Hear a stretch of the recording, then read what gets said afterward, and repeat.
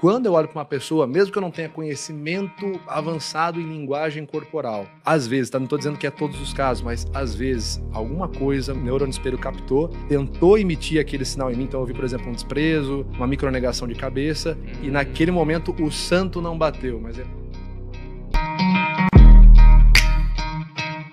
Mas, resumidamente, cara, você consegue, por meio de algumas estratégias, burlar algumas interpretações das pessoas a seu respeito. Então, por exemplo, a postura que você utiliza, o tom vocal que você coloca, né, o fluxo verbal que você utiliza, podem acabar gerando uma interpretação positiva ou negativa. Né? Dando alguns exemplos de alguns canais não verbais.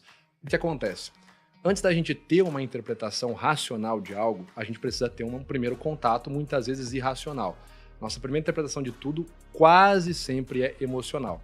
A não ser que a gente tenha algo que um neuropesquisador chamado Antônio Damasio vai chamar de background feelings, né? Que é quando você já passa por um momento com certos sentimentos de fundo. Ele dá um exemplo no livro dele, O Erro de Descartes, que é o seguinte: a pessoa não almoçou, não tomou café da manhã, tá estressada, ela chega numa situação, alguém fala um negócio pra ela, meio óbvio, meio absurdo, é muito provável que ela vai te xingar. Então, ela explode, né? Aquilo é um background feeling, você não consegue, dificilmente você vai conseguir se controlar, tipo...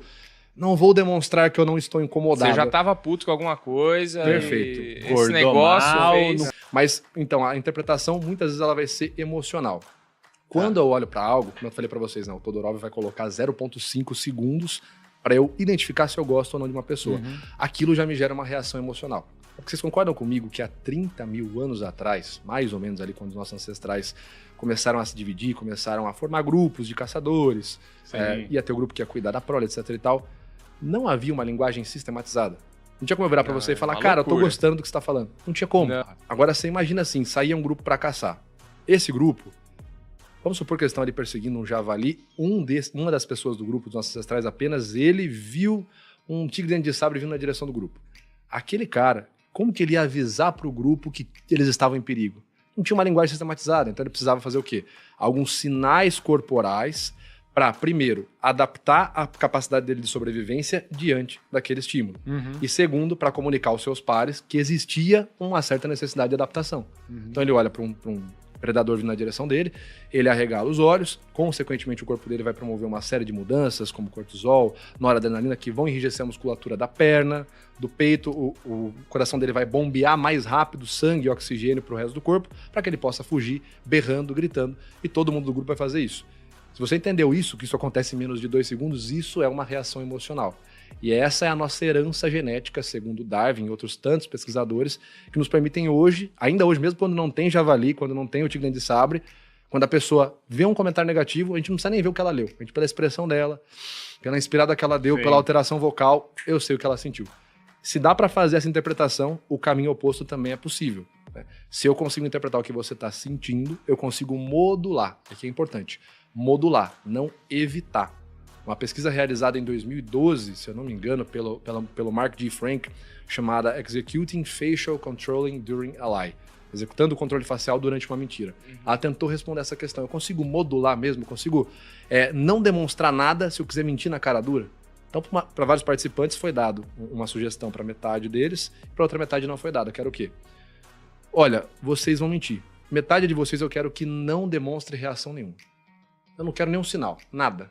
Expressão ali plácida. O que eles descobriram é que, independente da cultura, da instrução, do nível de instrução das pessoas, elas conseguiam controlar até 30%. Reduzir, na verdade, 30%, mas não evitar. Isso quer dizer o que pra gente? Você tem uma certa possibilidade de controle. E a forma que você vai utilizar isso vai gerar uma interpretação nas outras pessoas. Se eu chego pra vocês aqui, eu já começo a falar assim: ô pessoal, tudo bem? Satisfação estar aí com vocês, tá? É muito bacana que vocês me convidaram. A interpretação de vocês, muito rapidamente, vai ser uma. Agora, se eu coloco uma postura um pouco mais elevada, falo num tom mais grave. Então, é fato que isso vai gerar uma interpretação. É fato que as pessoas vão perceber e é fato que eu consigo reduzir de maneira deliberada, mas não evitar 100%. Até porque, o comportamento emocional genuíno, ele é muito rápido. É o que eu falo, a pessoa vai utilizar a análise de emoções, análise do comportamento em que na vida dela? É como se você estivesse jogando pôquer com outra pessoa e quando você vê a emoção, é como se a pessoa baixasse as cartas e levantasse. Ela mostra a mão pra você e volta. Significa que você vai ganhar? Significa que você sabe tudo que ela vai fazer? Não. Você tem uma boa noção ali. A emoção é muito rápida. Então imagina que eu tô, no seu exemplo, eu tô muito pistola com alguém, tô muito bravo e tal. E eu pego, dou uma microexpressão de raiva e logo em seguida eu modulo isso com um sorriso. Respira fundo e já... Respiro fundo, faço um gesto, cito um terceiro na minha fala para validar meu argumento. Pô, como disse meu colega Léo, ele concorda com você também. Só que naquele mero 1,5 segundos, que é o que vai durar uma microexpressão facial, eu fiz ali uma contração no próceros, uma microcontração nos lábios, uma microcontração na pálpebra e já voltei ao normal. É ali que tem o vazamento. Só que você consegue sim controlar boa parte disso, né? Reduzir os efeitos disso.